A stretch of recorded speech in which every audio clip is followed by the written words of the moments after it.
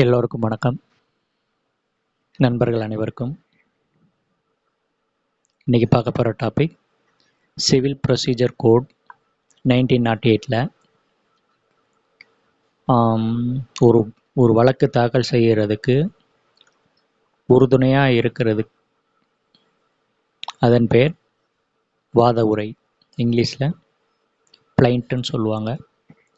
அந்த பிளைண்ட்டில் என்னென்ன கண்டென்ட் இருக்கணும், என்னென்ன விஷயங்கள் இருந்தால் வழக்கு அந்த வாதிக்கு சாதகமாக இருக்கும் அப்படின்றத பற்றி பார்க்க போகிறோம். இது பொதுவாக எல்லாருக்கும் தெரியும். இது தனிப்பட்ட நபர் செய்கிறதில்ல. எல்லா வழக்குகளிலும் வாதி தரப்பு வழக்கறிஞர்கள் தான் இதை ரெடி பண்ணுவாங்க. இருந்தாலும் மக்கள் ஒரு ஐடியா தெரிஞ்சு வச்சுக்கிறது அவங்களுக்கு பயனுள்ளதாக இருக்கும் அப்படின்னு நினைக்கிறேன். ஒரு பிளைண்ட் வாத உரை அப்படின்னு எடுத்துக்கிறது ஃபஸ்ட்டு என்ன ஆர்டரில் இது ரெடி பண்ணுறாங்க. ஆர்டர் 7 ரூல் 1 இந்த இதில் தான் ஒரு வழக்குரை இது ப்ரிப்பேர் பண்ணப்படும். இதில் ஃபஸ்ட்டு என்ன இருக்கும்னா, எந்த கோர்ட்டில் ஒரு வழக்கு தாக்கல் செய்கிறாங்க அந்த கோர்ட்டோட பெயர் ஃபஸ்ட்டு இருக்கும். இப்போ உதாரணத்துக்கு முன்சிஃப் கோர்ட் என்றால் மாவட்ட உரிமையல் நீதிமன்றம்னு இருக்கும். சப்கோர்ட் என்றால் சார்பு நீதிமன்றம் என்று இருக்கும். டிஸ்ட்ரிக்ட் கோர்ட் என்றால் மாவட்ட நீதிமன்றம் என்று அதில் குறிப்பிடப்பட்டிருக்கும்.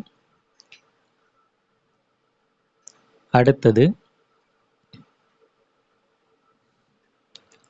என்ன இருக்கும்னா, first name of the court in which the suit is brought. Second, the name, description and place of residence of the plaintiff. அடுத்தது வாதி என்றால் வாதி, வயது, அவருடைய அப்பா பெயர், அவருடைய முகவரி, இது இருக்கும். எத்தனை வாதி இருக்காங்களோ அத்தனை வாதிக்கும். அடுத்தது name, description and place of residence of the defendant ascertain. அடுத்தது எத்தனை பிரதிவாதி இருக்காங்களோ அத்தனை பிரதிவாதிக்கும் அவர்களுடைய பெயர், அதே போல் அவருடைய தகப்பனார் பெயர், வயது, முகவரி அனைத்தும் இருக்கும். Next, where the plaintiff or the defendant is minor or unsound person, statement to that effect. பொதுவாக ஒரு வழக்கு மைனர் மூலமாக தாக்கல் செய்யப்படுகிறது என்றால் அது கார்டியன் என்ற முறையில் இருக்கும். அதற்கேற்ற மாதிரி அதுக்குரிய விவரங்களை கண்டிப்பாக குறிப்பிட வேண்டும்.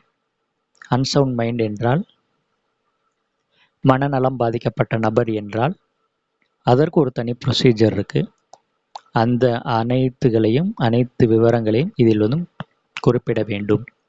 Next, the facts constituting the cause of action and when it accrues. அதாவது ஒரு வழக்கு மூலம் எப்பொழுது ஆரம்பமானது, அந்த வழக்கு மூலம் என்ன அப்படின்றத கண்டிப்பாக சொல்லணும். Next, the fact showing the court has jurisdiction. அந்த வழக்கு அந்த நீதிமன்றத்தின் ஆள்வரைக்குள்ளே தான் வருகிறது அப்படின்றதற்கான ஆதாரம். உதாரணம், இப்போ ஒரு சொத்து இருக்கு என்றால் அந்த சொத்து ஒரு அசையா சொத்து என்றால் அசையா சொத்தின் பேரில் ஒரு வழக்கு தாக்கல் செய்கிறாங்கன்னா அந்த அசையா சொத்து அந்த நீதிமன்றத்தின் எல்லைக்குள் வருகிறதா என்று ஃபஸ்ட்டு பார்ப்பாங்க. அடுத்தது பெக்யூனியரி ஜூரிஸ்டிக்ஷன் என்று சொல்லுவாங்க. ஒவ்வொரு நீதிமன்றத்திற்கும் ஒவ்வொரு மதிப்பு வைத்துள்ளார்கள். முன்சிஃப் கோர்ட் என்றால் ஒரு மதிப்பு, சார்பு நீதிமன்றம் சப்கோர்ட் என்றால் ஒரு மதிப்பு, அதற்கு மேலே மாவட்ட நீதிமன்றம். ஸோ இதுதான் எஃப்க்குரியது. அடுத்தது தி relief which the plaintiff claims. அதாவது வாதி என்ன நிவாரணம் கேட்கிறாரோ அந்த நிவாரணம். உதாரணம், ஒருத்தர் பொறுத்து கட்டளை வேண்டும் என்றால் இன்ஜெக்ஷன், அதை தெளிவாக குறிப்பிட வேண்டும். அல்லது இவர் பாகப்பிரிவினை வழக்கு தாக்கல் செய்தார் என்றால் எவ்வளவு பாகம் கேட்கிறாரோ அந்த பாகத்தை தெளிவாக குறிப்பிட வேண்டும். அல்லது குறித்த வகை நிவாரண சட்டத்தின் கீழ் ஒரு நிவாரணம் கேட்கிறார் என்றால் அந்த சட்டத்தின் கீழ் அவருக்கு நிவாரணம். உதாரணம், ஒரு கிரைய ஆவணத்தை பதிவு செய்து கொடுப்பது சம்பந்தமாக. ஸோ இந்த மாதிரி என்ன ரிலீஃப் வாதிக்கு வேணுமோ அந்த ரிலீஃப் ஸ்பெசிஃபிக்காக இருக்கும். அடுத்தது, வேர் the plaintiff has allowed to set off or relinquish a portion of his claim and the amount so allowed or relinquished.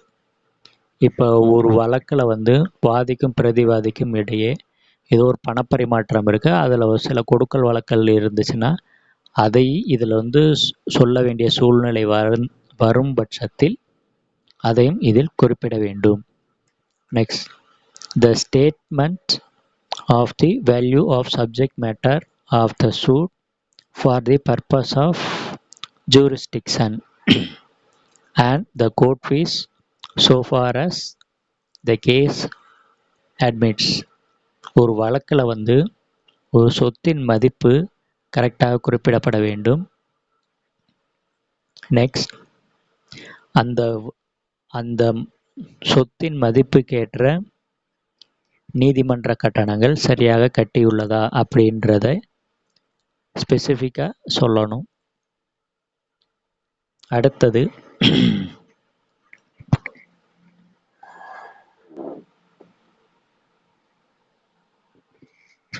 இப்போ ஒரு வழக்கு மணி சூட் என்றால்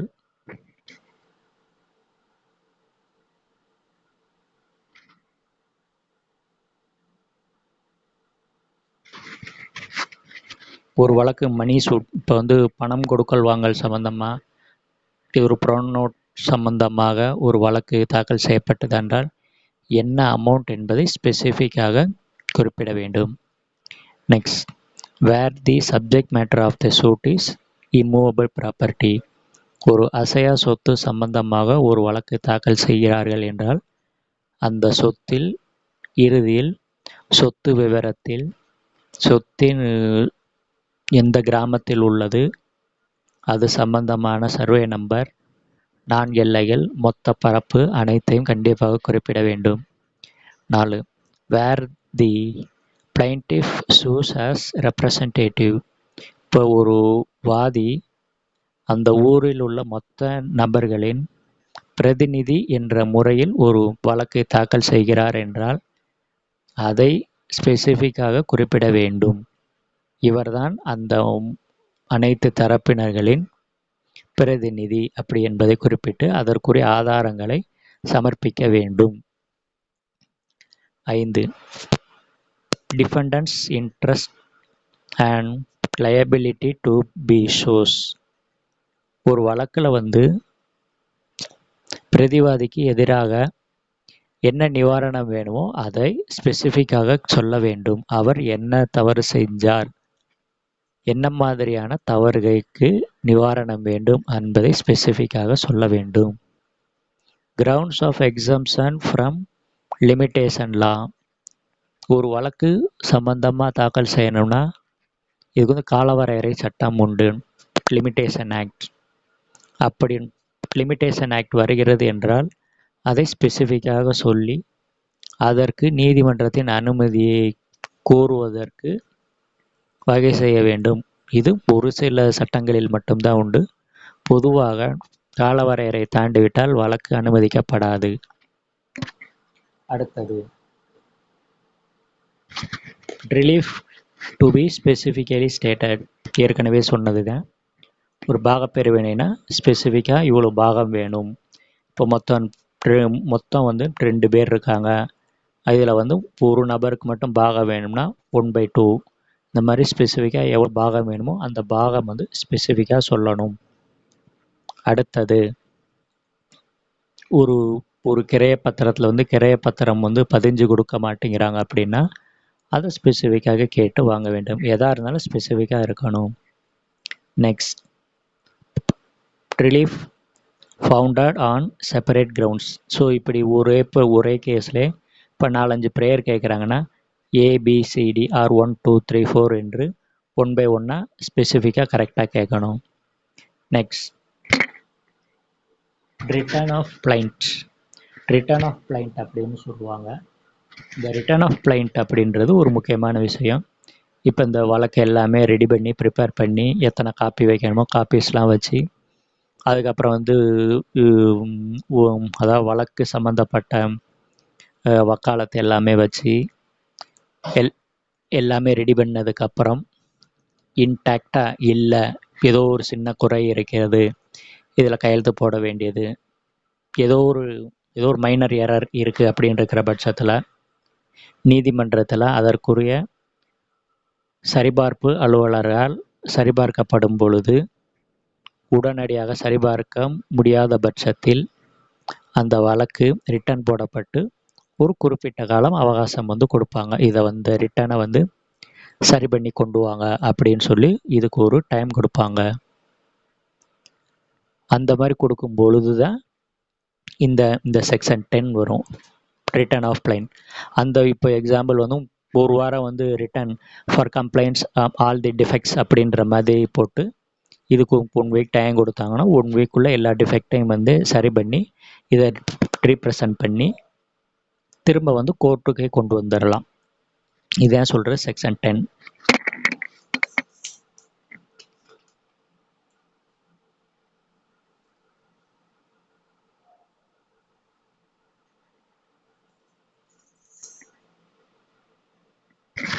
அடுத்து இதில் முக்கியமான பார்க்க வேண்டியது என்னென்னா ரிஜெக்ஷன் ஆஃப் பிளைண்ட். இதுக்கு முன்னாடி ரிட்டர்ன் ஆஃப் பிளைண்ட்டுன்னு சொல்லி போட்டோம். அது வந்து பெரிய விஷயமா இருக்காது, அதை வந்து சரி பண்ணிடுவாங்க கோர்ட்டில் இருக்கிற அட்வொகேட்ஸ் கவுன்சில்ஸ் இல்லைன்னா கிளர்க்ஸ் எல்லாருமே போய் பார்த்து இமீடியட்டாக கையோட சரி பண்ணிடுவாங்க. இது ரிஜெக்ஷன் ஆஃப் பிளைண்ட். இந்த ரிஜெக்ஷன் ஆஃப் பிளைண்ட் வந்து ஒரு வழக்கில் வந்து ரொம்ப முக்கியமாக இருக்கும். ஏன்னா ஒன்ஸ் ஒரு ஏதோ ஒரு பிளைண்ட் ரிஜெக்ட் செய்யப்படும் பட்சத்தில் அதற்கு மேலே அப்பீல் ப்ரொவிஷன்ஸ் தான் உண்டு.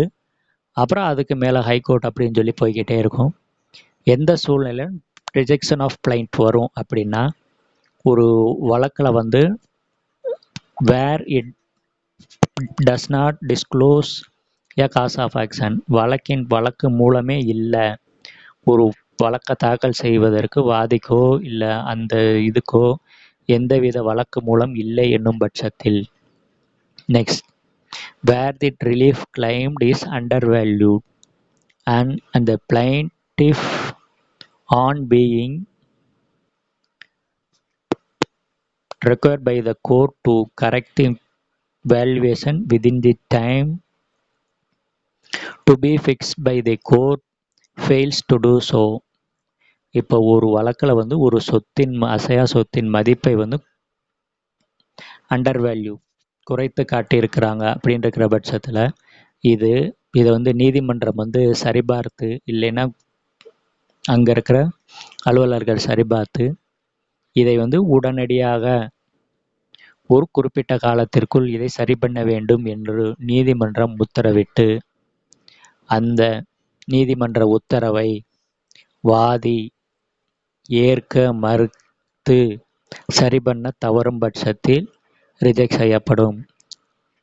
C, where the relief claimed is properly valued but the plaint is written upon paper insufficiently stamped and the plaintiff on being required by the court to supply the requisite stamp paper within the time to be fixed by the court fails to do so.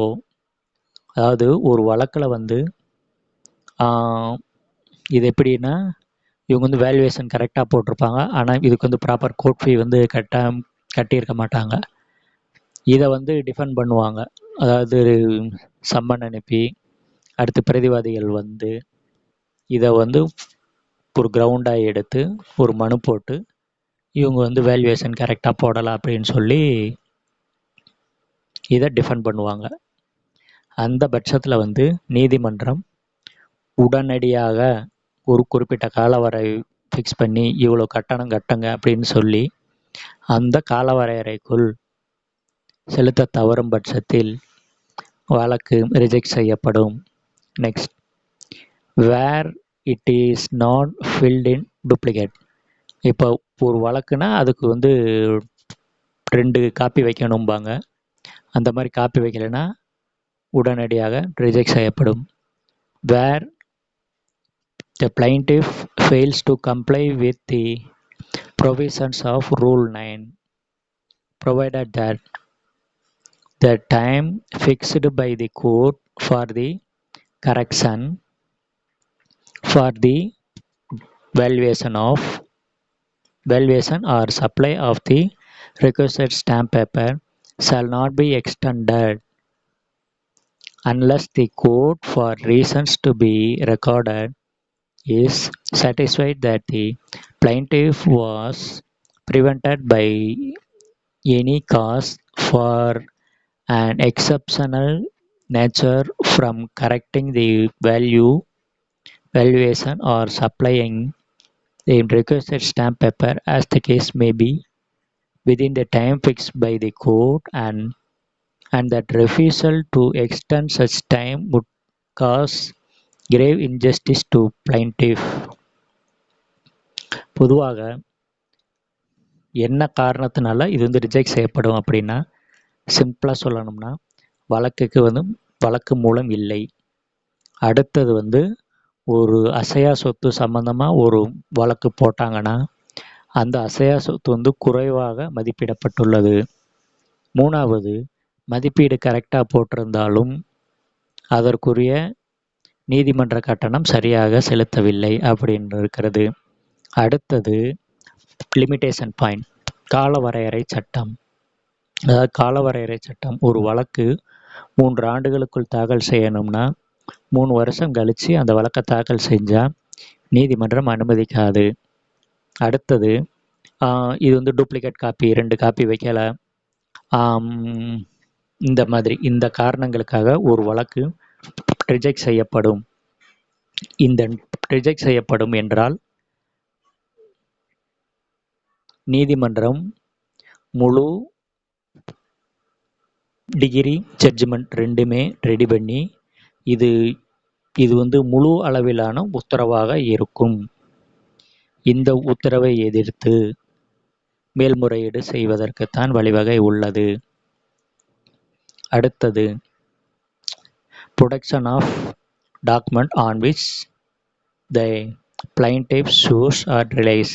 இப்போ ஒரு வழக்கில் ஒரு வாதி வந்து ஒரு சில ஆவணங்களை வந்து குறிப்பிட்டு அதன் பேரில் ஒரு வழக்கு தாக்கல் செய்கிறார் என்றால் அந்த வழக்கின் நகல், அந்த வழக்கின் அசல் காப்பி கண்டிப்பாக வழக்கு தாக்கல் செய்யப்படும் பொழுது நீதிமன்றத்தில் காட்டப்பட வேண்டும். ஒருவேளை அவரிடம் அசல் காப்பி இல்லை என்றால் அதற்கான காரணத்தை வாதுரையில் குறிப்பிட வேண்டும். இந்த காரணங்கள் கரெக்டாக இருக்கும் பட்சத்தில் நீதிமன்றம் அதனுடைய உண்மைத்தன்மையை ஏற்றுக்கொள்ளும். ஸோ இந்த ஆர்டர் 7ல் இருக்கிற முக்கியமான சில பாயிண்ட்ஸ் எல்லாம் பார்த்துருக்கோம். இதை சரியாக தாக்கல் செய்யும் பட்சத்தில் இந்த வழக்கு வந்து வாதிக்கு வெற்றியை தரும். உதாரணம், இதுக்குரிய மாடல் வந்து கொடுத்துருக்காங்க. அந்த மாடலை இப்போ என்னன்றதை பார்ப்போம்.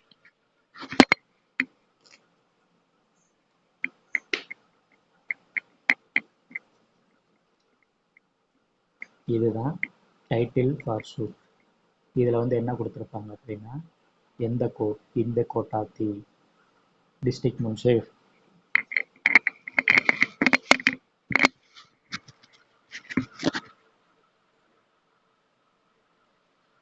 இந்த கோர்ட் ஆஃப் தி அப்படின்னு சொல்லியிருக்கோம். அடுத்து வந்து இதில் வாதி அவர்களுடைய அட்ரஸ், பிரதிவாதி அவங்களுடைய அட்ரஸ். அடுத்தது இது கீழே வந்து plaint filed under order 7 rule 1 of CPC அப்படின்னு போடுவாங்க. அடுத்தது வாதி அவருடைய முகவரி ஃபுல்லாக இருக்கும்.